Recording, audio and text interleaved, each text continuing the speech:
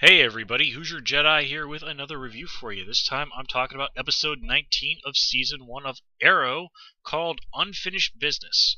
Now, overall, I thought this was really just an okay episode. You know, there's certainly some nice moments here and there, but there's really just a lot of, well, weak points in the writing here.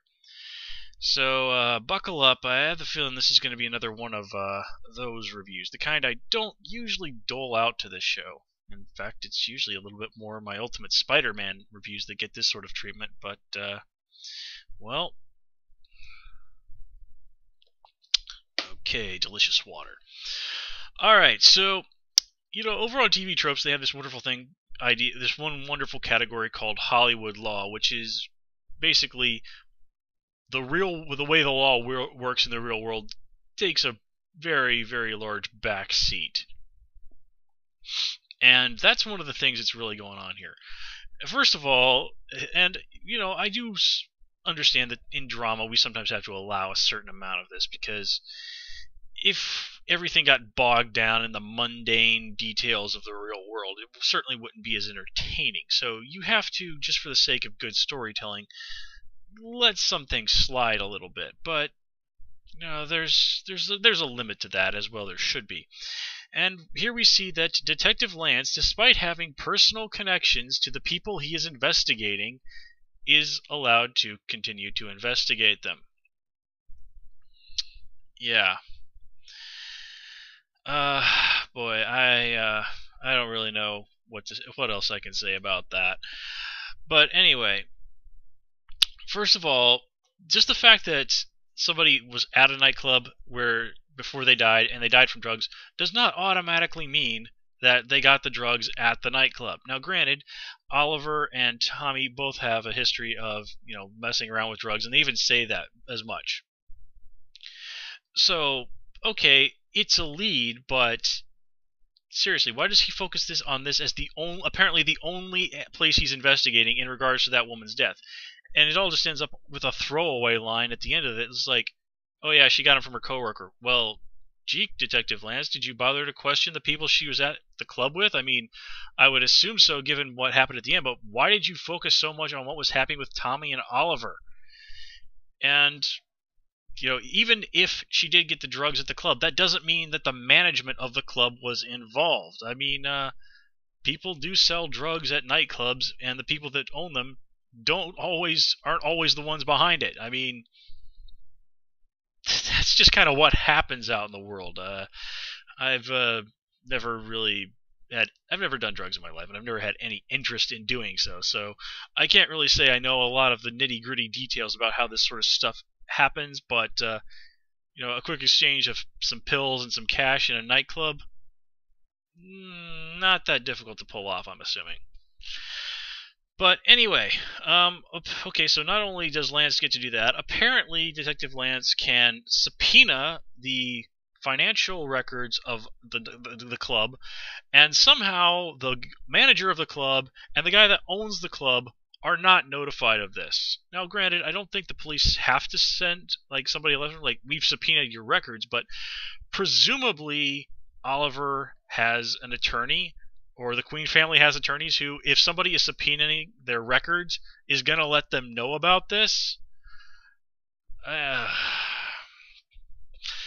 And, you know, let's kind of get all this Hollywood law BS out of the way, and then we can just move on to some other stuff. Okay, so apparently I misunderstood exactly how the layout of the nightclub and the Arrow Cave works. I thought the Arrow Cave was in some sub-basement way down there.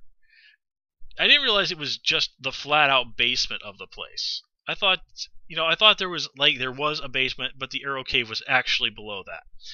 So this episode, we see that in addition to the one that I guess is in the club manager's office, there's another entrance basically out there in the nightclub, and all that's keeping the hundreds of, you know, revelers out of the Arrow Cave is a door with a keypad with a 3-digit code. Seriously. I mean, this is the most ridiculous security you can possibly imagine. I mean, Oliver would have been completely sunk if Tommy hadn't, well, done something that basically somehow, apparently single-handedly, removed every piece of incriminating evidence from the Arrow Cave, and then put all the stuff that you would expect to find in the basement of a nightclub down there.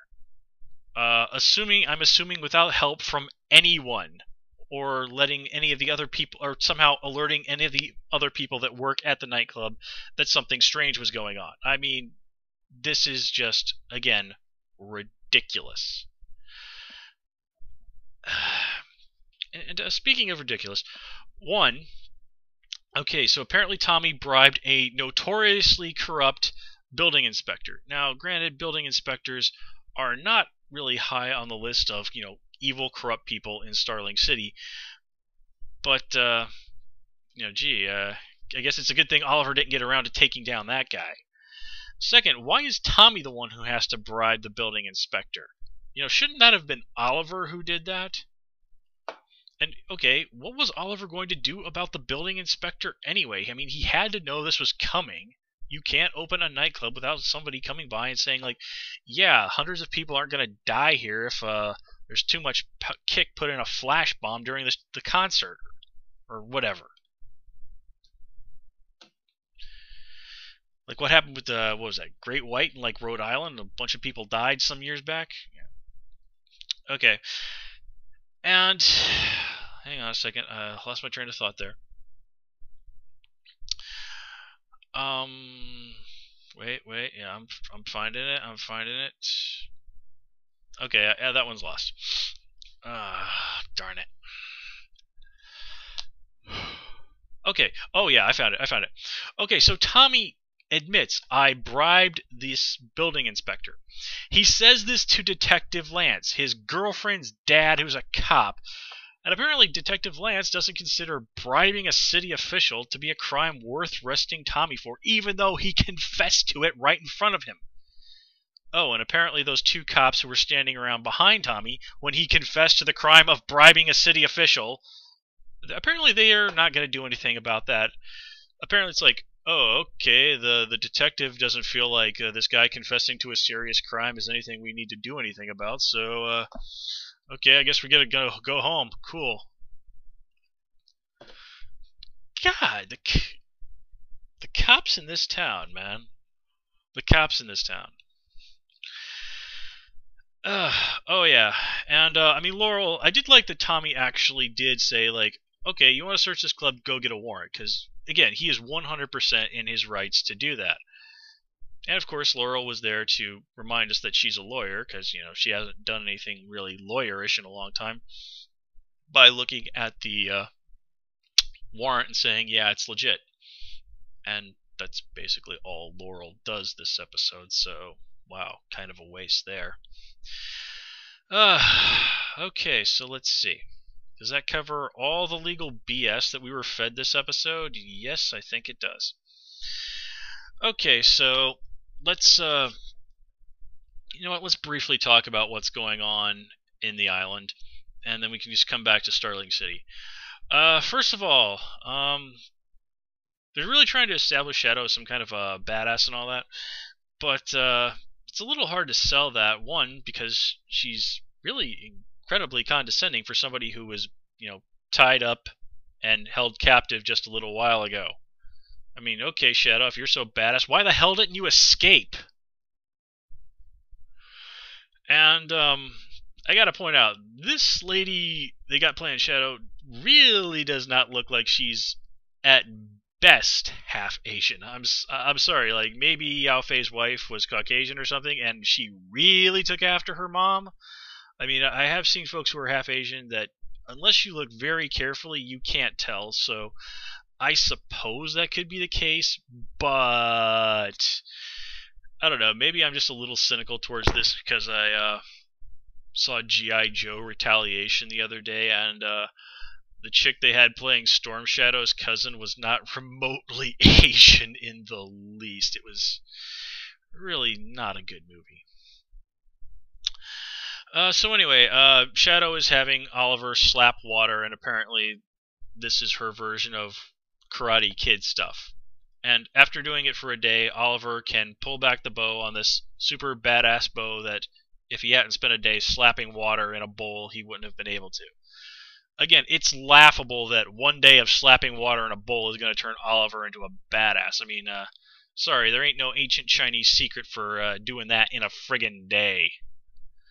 I mean, not even one of those martial arts, super martial arts shonen manga would try and pull that kind of BS. Okay.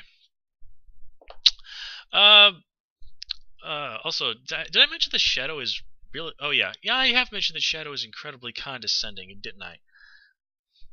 Yeah, and that's basically everything I gotta say about that. One thing. Okay, oh yeah, I forgot to say, going back to, not talking about Hollywood Law, but let's finish talking about Quentin Lance as a character this time around. I was really interested in his new partner, because a lot of the things that his partner was saying to Quentin, in a way, were things that Quentin had been saying about Tommy and Oliver and all that other stuff at the beginning of the season. And this is a nicely done way of highlighting how Quentin has grown as a character. He probably never going to be Tommy and Oliver's biggest fan, but he's gotten to know both of them enough to realize, like, oh, hey, they're not complete and utter horrible monsters who are, exist for the sole purpose of destroying my daughters. Granted, both of them have had sex with, well, no, Tommy has, to the best of our knowledge, not had sex with Sarah, so, but yeah, these are two guys who have indeed both had sex with Laurel, and yeah. Okay, so we do briefly also get to see Laurel. Oh yeah, I forgot she did have one other thing to do. She noted that her dad was just drinking soda rather than scotch and soda, so apparently Quentin's drinking problem is under control still. Good for you, Quentin. Maybe you should stop harassing this family. Obey the law. You're a cop. Okay, let me see. Focus. Alrighty, so anyway, let's go and talk about what's going on with Dig this episode. First of all, I like that Dig, got a nice little dig in on Oliver and Felicity. He was like, yes, the person of color has gone and bought your drugs for you. Now, some people I've seen online got kind of worked up over that because, apparently race is something that nobody can ever make a joke about, ever. Look, folks, I'm one of those people that I believe that just about anything can be fodder for humor under the right circumstances. And the way they said it, Dig was obviously, to me, not upset about it. He was genuinely just poking fun at Oliver and Felicity and the circumstances. And remember, Felicity didn't even say that she volunteered to do it. Now, I don't think that she was genuinely serious about that, but it's like, well, volunteering for something when you're not going to be picked, just to kind of team spirit, that seems like something Felicity would do. And obviously Oliver can't do it because he's friggin' Oliver Queen, and anybody who gets a good look at his face would probably recognize him. So Dig's really the only game in town. I'm really a little bit reminded here of the old early 90s sketch comedy show In Living Color. And if you're not familiar with it, although a lot of its fodder for humor was basically sort of poking fun at the culture clash between black and white people. And what was really nice about the show is they did it in ways that, one, were genuinely often very funny, and two, it never really came across as mean-spirited. It's like, okay, we can kind of have a little bit of a laugh at each other's expense, and, not have it be a thing. Like I said, just kind of good-natured people good-naturedly poking fun at each other. And, in the last 20-some years, that really is something that seems to have been lost. Everything is just so serious, and everything is so political these days. But that's not what we're here to talk about. So, we're obviously amping up for Dig versus Deadshot, and I'm pretty pleased by this. I like how Dig even says that he can't move on with his life until this is dealt with. And, we get to see Carly again. We get to see him, try his nephew wanting to spend time with him, to bond with him. Obviously, looking for somebody to kind of fill that dad vacuum, and that's obviously something that Dig is up for. And he's certainly not well, he's probably still got some feelings for Carly there. So it's a little bit of a taste of the kind of richness of life that Dig could have if he could just get past this whole Deadshot and his brother thing. So, that really has to be spurring him on. It's a really nice motivation for him as a character. I do like that.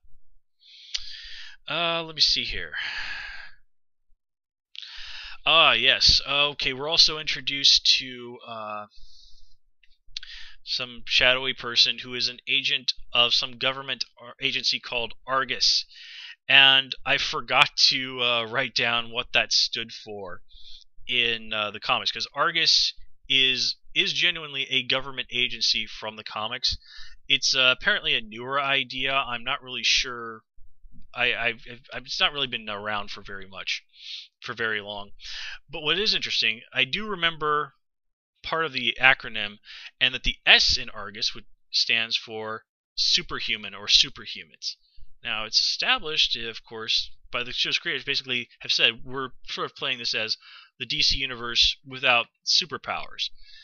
So maybe the people with powers aren't here now, but sometime down the road, certainly a possibility. But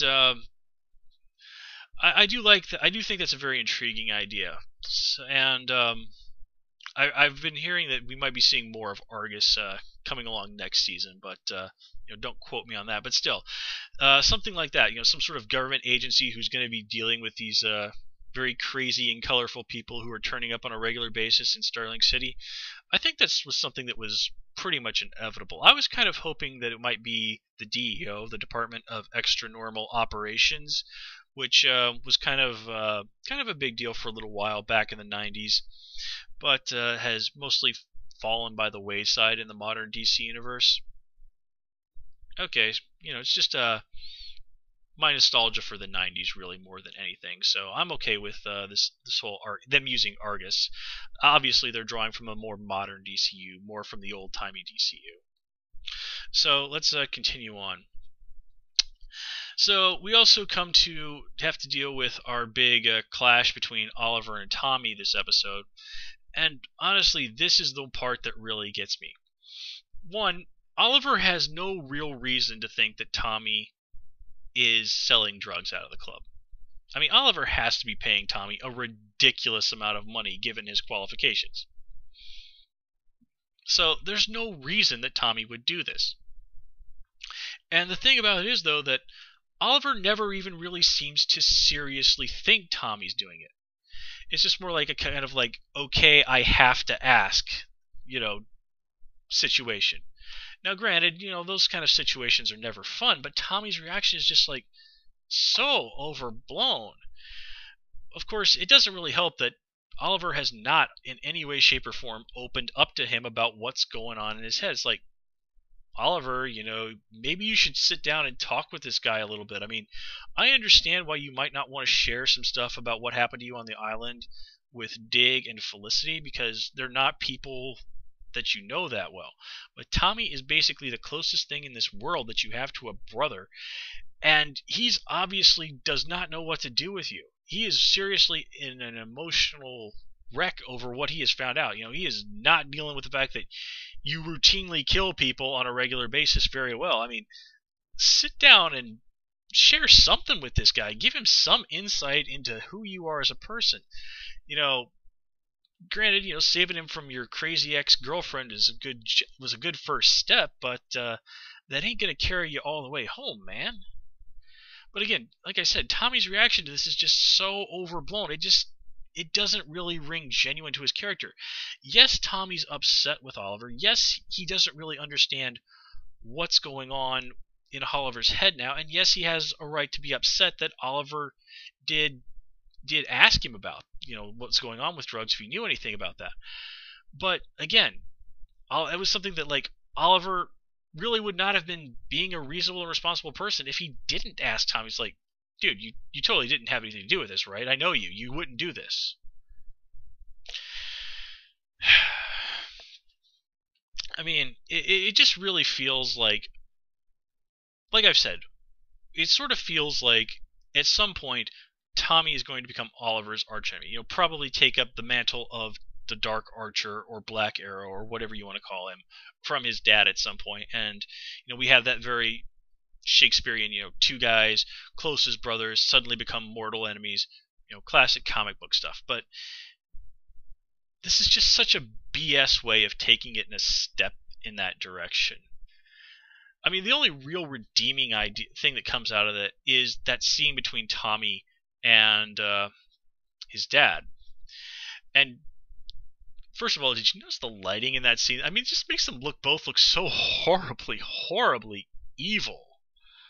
I think that was doing it just a little, laying it on just a little bit too thick. But the real highlight of that scene is John Barrowman's acting. He literally does not say a single word, but it's just all there on his face and the way he hugs Tommy. And it just really drives you home that, a rematch between Oliver and the Dark Archer, because, there's not that much left in this season, is inevitable. And pretty good odds that Oliver's going to find out who the Dark Archer is, and then, well, what is Oliver going to do? I mean, after everything that's happened, after everything, all this emotional hell that he's put Tommy through in, with his whole vigilante stuff, is Oliver really going to be able to stand there and kill Tommy's dad? Is he really going to be able to kill this man he's known his entire life? I mean, it's a real lose-lose situation for Oliver either way. I mean, yeah, that's going to be pretty awesome when it happens, I think. But, yeah, definitely not an awesome episode this time around. I hate to say it, I love the show dearly, but yeah, this was, well, this one kind of stunk on ice, really, for the most part. But, hey, there's always next week, right? Well, anyway, folks, that's all I got for you this time around. As always, you can, of course, please comment, rate, and subscribe. You can, of course, follow me on Twitter at Hoosier Jedi. And until next time, take care and have a good one.